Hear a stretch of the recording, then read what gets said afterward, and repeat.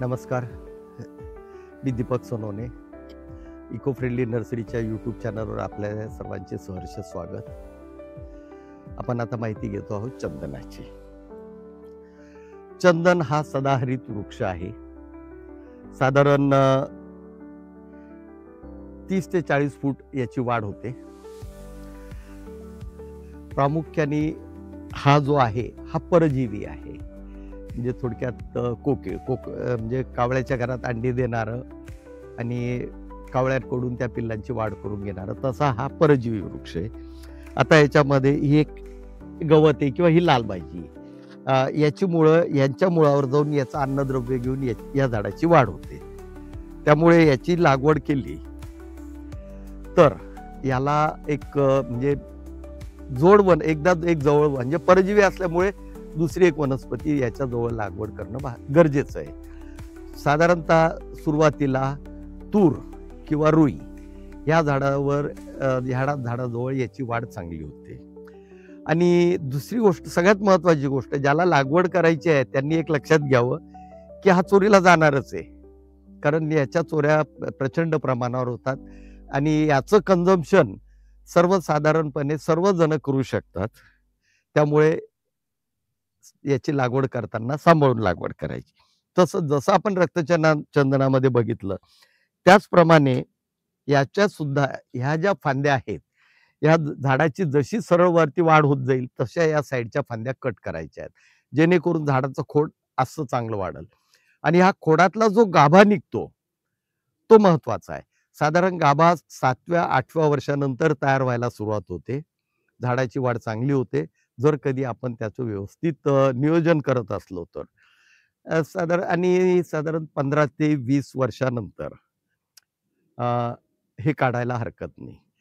जसं आपण रक्तचंदनाचं सांगितलं तसंच याही बाबतीत आहे. ह्याची लागवड जर कधी केली असेल किंवा हे जर कधी लावलं असेल तर याची 7/12वर नोंद, सगळीकडे नोंदी आणि याची कागदपत्र ठेवणं गरजेचं आहे.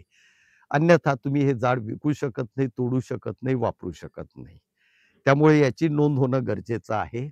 तर साधारण याच्या आतला जो गाभा आहे त्यापासून तेल काढलं जातं आणि तेल साधारण 3 ते 6% मिळतं.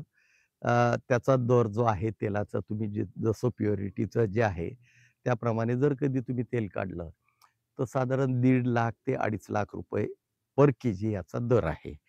तेल काढायला एक डिस्टिलेशन युनिट येतं, पण त्याला 15 वर्ष लागणार आहे. त्यामुळे ते त्यावेळेस अजून टेक्नॉलॉजी डेव्हलप झालेली राहील. त्यावेळेस कुठल्या परिस्थितीत आणि कसं तेल निघतं हे त्यावेळेस बघावं लागेल. हे आयुर्वेदात बऱ्याच ठिकाणी वापरलं जातं. सुगंधित याच्या अगरबत्त्या, ऊद आणि बऱ्याच ठिकाणी याचं लाकूड धूप म्हणून सुद्धा वापरलं जातं की जेणेकरून वातावरण शुद्धता किंवा एक सुगंधित वातावरण, एक निर्मळ वातावरण तयार व्हावं.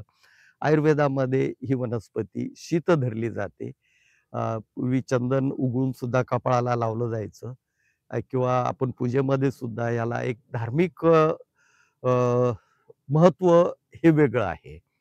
त्यामुळे याची लागवड करताना एक काळजी घ्यायची. आम्ही लागवड करतोय पण आम्ही एक जरा वेगळ्या पद्धतीने लागवड जेणेकरून चोरीला जाऊ नये या दृष्टिकोनातून आम्ही तो एक प्रयत्न करत आहोत. तो प्रयत्न सक्सेस झाला तर आम्ही सगळ्यांना तो पुन्हा पुढच्या व्हिडिओमध्ये देऊतच. तर याची लागवड करताना एक याच्या जवळ हा जसा वृक्ष वाढत जाईल त्याच्या जवळपास ह्या वृक्षाला झाकणार नाही किंवा ज्याच्या उंचीमुळे ह्या वृक्षाला त्रास होणार नाही, वाढीला त्रास होणार नाही, अशी लागवड जवळपास असावी जेणेकरून त्याच्या मुळांवरून याला अन्नद्रव्य मिळून याची वाढ चांगली होईल. लागवड करताना दुसरी एक काळजी, हे लॉंग टर्म असलं पाहिजे. समजा याच्या बाजूला नीम लावला आपण, हे झाड 6-7 फुटाचं झालं आणि छोटा नीम लावला तर याची मुळं त्या नीमच्या झाडावर जाणार आहे. ते नीमची तेवढीच हाईट कंट्रोल ठेवायची की ते याला झाकणार नाही.